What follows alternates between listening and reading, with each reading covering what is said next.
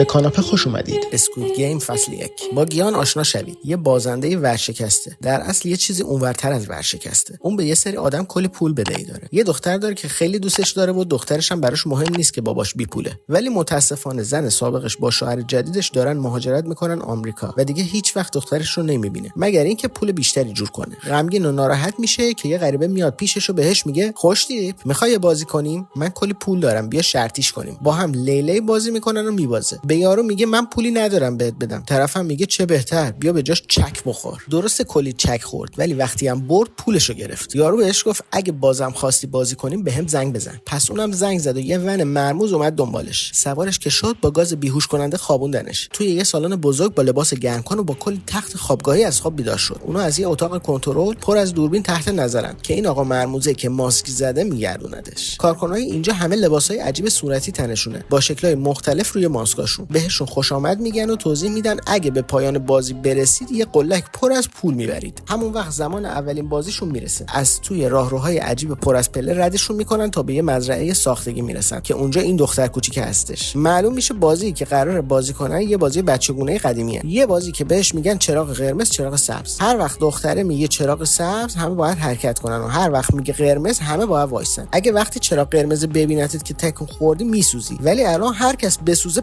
با تیر کشتنش. هیچکی فکرش هم نمیکرد. ولی آره این بازی‌ها همون بازی‌های بچگونه است ولی به بازی مردی. همه جفت میکنن و از ترس شروع به فرار میکنن. یعنی دقیقاً همون کاری که نباید بکنن. پس حالا نصف بازیکن‌ها چون تکون خوردن مردن و نصف دیگه تازه حساب کار اومده دستشون. همینجور که داره به آخر بازی نزدیک میشه گیان میفته. نه این یارو آدم خوبه میگیرتش و نجاتش میده. اونا تو آخرین لحظه به خط پایان میرسن و بقیه کسایی که باختن کارشون تمومه. اسکوید گیم با کسی شوخی نداره. پس بعد از بازی همه بازمانده‌ها با گریه میگن بذارید بریم خونه. نگهبانا هم میگن آروم باشید. شما اینجا گروگان نیستین. همه چیز اینجا قانونیه و توی قراردادی که قبل از بازی امضا کردی ذکر شده بود. اگر نصف بازیکن‌ها به اتمام بازی‌ها رأی بدن بازی تمامه و میرید خونتون. اما برای اینکه بدونید چرا دارید بازی میکنید اون یه دکمه فشار میده و یه قلک خوکی پر از پول میشه. هر وقت کسی حذف بشه قلک پر از پول میشه. آره برنده‌ها با کلی پول از اینجا بیرون میرن. پس موقع رأی گیری میشه. گیانم رأی میده که عمرن من بازی کنم. اما کلی از بازیکن‌های دیگه به پولا نگاه میکنن و به ادامه بازی‌ها رأی میدن. الان همه چیز مساویه و رأی این پیرمرد قراره همه چیزو تعیین کنه. اون هم رأی منفی میده و خدا رو شکر همه میرن خونه. پس اونها رو یه گوشه خیابون ول میکنن. الان که به دنیای واقعی برمیگردن همه چیز برای گیان بدتر از قبل شده. مامانش حالش بده. همه بازیکن‌ها یکی رو بیرون داشتن که واسهشون مهم بود و مشکلاتی که اون پولای توی قلک حلشون میکرد. پس تقریبا همشون تصمیم گرفتن به بازی برگردن. حالا گیان دوستای تازه‌ای پیدا کرده. اولیشون این پیرمرد است که شماره 1 و گیان هم که شماره آخره یعنی 456. این مرد خیلی مهربونه ولی به خاطر تومور مغزی پاش لب گوره. یه اتفاق جالب دیگه اینه که یکی از بازیکن‌ها سانوو دوست صمیمی دوران بچگی گیانه. سانوو بچه باهوشی بود که به رشته مدیریت رفته بود و یه سرمایه‌گذار پولدار شده بود. اما هر چقدر پول بیشتری داشته باشی همون قدم پول بیشتری از دست ممکنه بدی. نفر بعدی که گیان باش رفیق شد علی بچه پاکستانی که گیانو تو بازی اول نجات داده بود که وقتی بیرون بودن سانوو بهش پول کرایه میده که بتونه با اتوبوس بره خونه. پس الان علی باهاش جینگ شده. از اون طرف داکسو رو داریم که یک گانگستر کله خرابه که با این دختره سیاگ دهن به دهن میشه. اما گیان دختره رو میشناسه چون دختره قبلا جیبش رو زده بوده. پس گیان هم با دختره گلاویز میشه. این دختره دیوونه هم داریم که لامصب خیلی رو مخه اما یه جورایی خودش رو تو دل جا میکنه. وقتی بیرون بودن گیان رفته بود پیش پلیس و بهشون جریانو گفته بود. اونا هم فکر کردن دیوونه است. اما این کاراگاه کارت ویزیت رو میبینه که وقتی داشته دنبال داداش گم شدهش هم میگشته یه دونه مثلش تو وسایل داداش پیدا کرده بود. پس اون به صورت مخفیانه وارد میشه و لباس نگهبان میپوشه. الان زمان دومین بازی میرسه. بهشون میگن یه شکل انتخاب کنن ولی خب چون نمیدونن چه بازیه مثل یه انتخاب رندومه براشون. مشخص میشه که این یه بازی به اسم هانیکوه که توی این بازی یه کلوچه نازک داری که روش یه شکلی کشیدن و تو باید با سوزن تلاش کنی بدون اینکه کلوچه بشکنه اون شکل رو جدا کنی. بازیکن محبوب ما شکل چتر رو انتخاب کرده که سخت ترینه و این یعنی گور خودش رو با دست خودش کند. پس بازیکن‌ها شروع میکنن و مشخصه اگه خراب کنی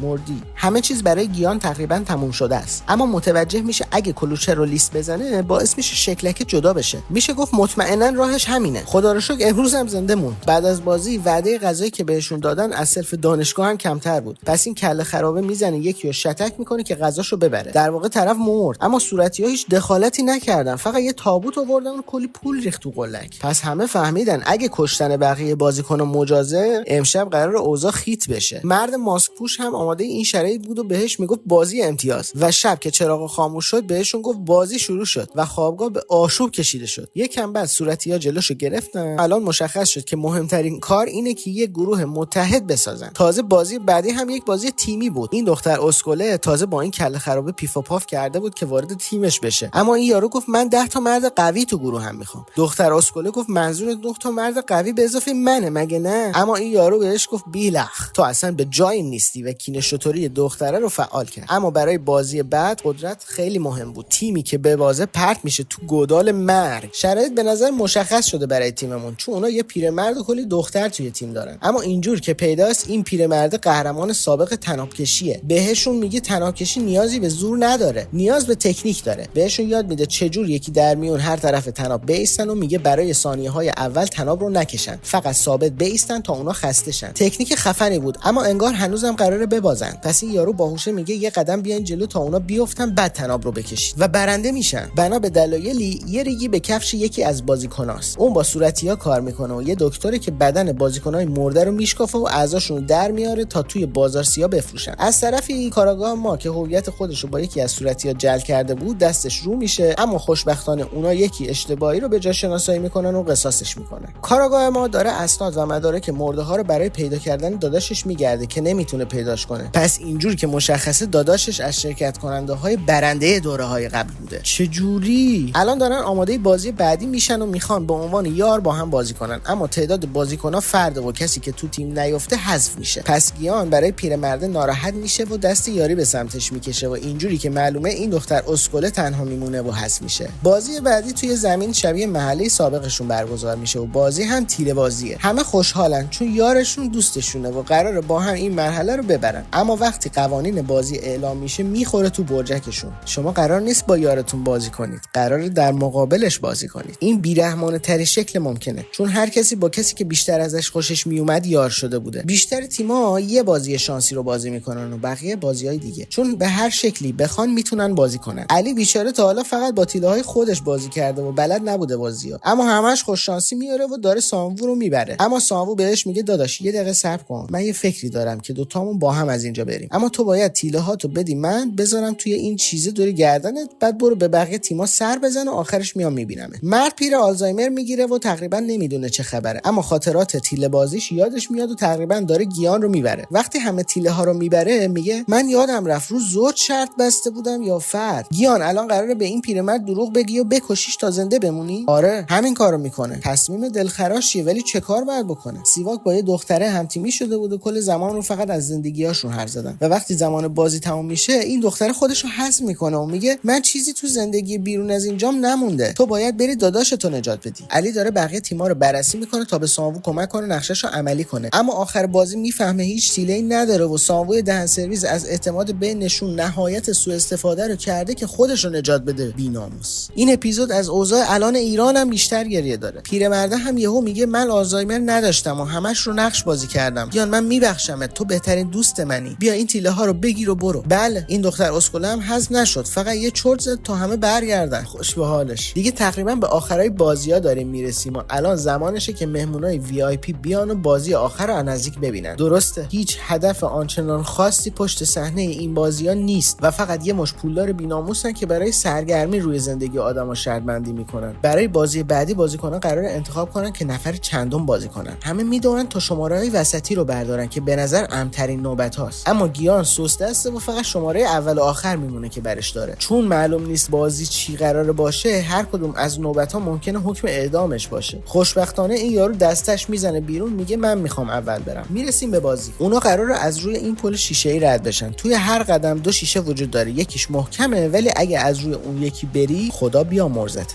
همه از خداشون تا جایی که میشه آخر صف باشن. گیهان پشت سفید. خیلی زود بازیکن‌ها متوجه میشن که میشه بقیه رو هل داد تا بفهمن کدوم شیشه میشکنه. خبر خوبیه برای این کله خرابه. میگه من یه قدمم بر نمیدارم. اگه میخواید باید از جفت من رد بشید. از اونجایی که وقت بازی محدوده سعی میکنن ردش کنن، اما نفر بعدی این دختر اسکله است که کینه شطوری داشت. بهش میگه اب نداره من رد میشم، اما یهو دستشو دور کمر یارو حلقه میکنه و یه سالتو بارانداز میزنه و جفتشون از بالا پرت میشن. الان همه یه شانس خرکی میارن. بازیکن جلوی نقش اصلیمون توی کار شیشه بری و میتونه تشخیص بده که کدوم شیشه نشکنه. این همه جذابیت بازی رو برای وی آی پی ها میکشه. برای همین بازیگردان چراغا رو میبنده تا دیگه نتونن تشخیص بدن. وقت داره تموم میشه و سامو میگه شرمنده داداش، هولش میده و بقیه میتونن به موقع از پل رد شن. پل پشت سرشون بدون هیچ احتیاطی منفجر میشه که باعث میشه بازیکنامون بد جور صدمه ببینن. کاراکتر اصلی به سامو میگه در سرویس تو یارو رو از پل پرت کردی پایین و مرد، واقعا کارت زشت بود. سامو هم میگه اینجا قانون اینه که بخور تا خورده نشی، اگه مجبور باشم تو رو هم میکشم، بهت بر نخوره ولی تو واقعا آدم زباله‌ای به درد نخوری هستی. حله، پس دیگه رفاقت بی رفاقت. کاراگاه ما از اونجا فرار میکنه و مستندات رو جمع میکنه تا بفرسته، اما آنتن نمیده و بازیگردان لب پرتگاه مچشو میگیره، ماسکشو برمیداره و پشمام بازیگردان داداش گم شدهشه، چرا داری برای این عوضی‌ها کار میکنی؟ اما جوابی نمیشنوه و با تفنگ داداششو میزنه و از پرتگاه پرت میشه پایین. هیچکس نمیفهمه چرا این شغلشه، ولی به نظر میاد که خیلی به کارش وفاداره. الان به 3 نفر پایانی میرسیم. به همشون قبل از بازی شام استیک لذیذ میدن، اما وقتی ظرفاشون خالی میشه چاقو رو از جلوشون بر نمیدارن. پس اون شب گیان خوابش نمیبره و همش منتظر سامو بکشدش. اون با سیواک یار میشن و بهش میگه تو خیلی سختی کشیدی و من بهت اطمینان دارم. در واقع یه قول به هم میدن که هر کدوم بدون اون یکی تونست زنده بره بیرون، هوای خانواده‌اش هم داشته باشه. وقتی سامو خوابش میبره، گیان میگه شاید الان زمان خوبیه تا بکشمش، اما سیواک میگه برادر نکن، تو آدم خوبی هستی، همینجوری بمون. سیواک از هوش میره و خون زیادی از دست داده. گیان میگه ما اینجا به تیم پزشکی نیاز داریم، اما خبری از تیم پزشکی نیست. اونا یه تابوت با خودشون میارن، چون سامو نخوابیده بود و خودش رو به خواب زده اون دختره رو میکشه. خیلی ناراحت کننده است. الان دیگه گیان آماده است تا بکشتش، اما صورتی‌ها جلوشون رو میگیرن و باید تا بازی نهایی صبر کنن. بازی نهایی بازی ماهی مرکب یا همون اسکوید گیمه. اینجور که پیداست این بازی بین مردم کره نوستالژیه و اسمش اینه چون زمین بازی شبیه ماهی مرکبه. توی این بازی هر بازیکن باید بتونه بره توی قسمت بازیکن دیگه و هیچ قانون دیگه‌ای نداره و هر کاری مجازه. برای جذابیت بیشتر صحنه رو بارونی کردن و ما یه دوئل خشن و خفن می‌بینیم. آخرش سامو دست بالاتر رو داره میبره. شرمنده داداش ولی مجبورم. اما یهو گیان دستش در میره و میپره روش و چاقو رو فرو میکنه تو زمین. اینجور که مشخص میشه اون برنده بازی و داره وارد قسمت سامو میشه، اما برمیگرده و میگه من مجبور نیستم و به پایان بازی رای میدم. بعدم میگه داداش اینجا واقعا جای بدیه، بیا بریم خونه. سامو هم میگه تو واقعا آدم خوبی هستی و چاقو رو فرو میکنه تو خودش. پسر بعد از این همه خیانت و کثافتکاری آخر خودش رو کش که پول حروم نیاد تو زندگیش. از قرار معلوم قهرمان ما برنده میشه، اما قرار نیست براش جشن بگیرن، فقط پرتش میکنن گوشه خیابون. البته با یه کارت بانکی. بازیگردانا سر حرفشون موندن و اون الان یه خرپول واقعیه، اما چیز خوشحال کننده‌ای وجود نداره. اون از مرگ دوستش سامو ناراحته و متاسفانه وقتی توی بازی بوده مامانش هم فوت شده. 1 سال میگذره، گیان یه ریشوی افسرده شده. اون کلی پول توی بانک داره، اما یه قرونش هم دست نزده چون زیادی احساس گناه میکنه. یه روز تیم اسکوید گیم باش ارتباط برقرار میکنن و میره به دیدن یه نفر توی پنهاوس یه ساختمان. این که همون رفیقش پیرمرده است. مشخص میشه اون خالق اصلی سری بازی‌های اسکوید گیمه. پیرمرد تاپاله چرا این کارو کردی؟ خب خیلی ساده است. اون یه آدم کثافت پولدار بوده که چون حوصله‌اش سر رفته این بازی رو ساخته و جون آدم فقیرا به هیچ جاش نیست. البته تومور مغزش واقعی بوده و تصمیم گرفته برای تنوع تو بازی آخر بازی کنه. همونجا جان به جان آفرین تسلیم میکنه و گیان میگه من از تو بهترم. میره آرایشگاه تا یه قیافه موجه درست کنه که تر میزنه. معلوم نیست کی تو سرش تر زده، اما اون سر قولش به سیواک میمونه و داداشش رو به سرپرستی میگیره. میسپارتش به مامان سامو و یه چمدون پول میده بهشون. بعدم سوار مترو میشه به سمت فرودگاه تا بره آمریکا دیدن دخترش. اما یه لحظه صبر کنید، اسکوید گیم داره بازیکنای جدید جذب میکنه. الان در غیاب پیرمرد بازیگردان بازی رو ادامه میده. برو با پولات خوش بگذرون و کاری به کار ما نداشته باش. اما گیان سوار هواپیما نمیشه و خودش رو مأمور میکنه تا هر جور شده جلوی این بازی‌ها رو بگیره. فصل اول اسکوید گیم تموم میشه و هممون رو انگشت به گیان نگه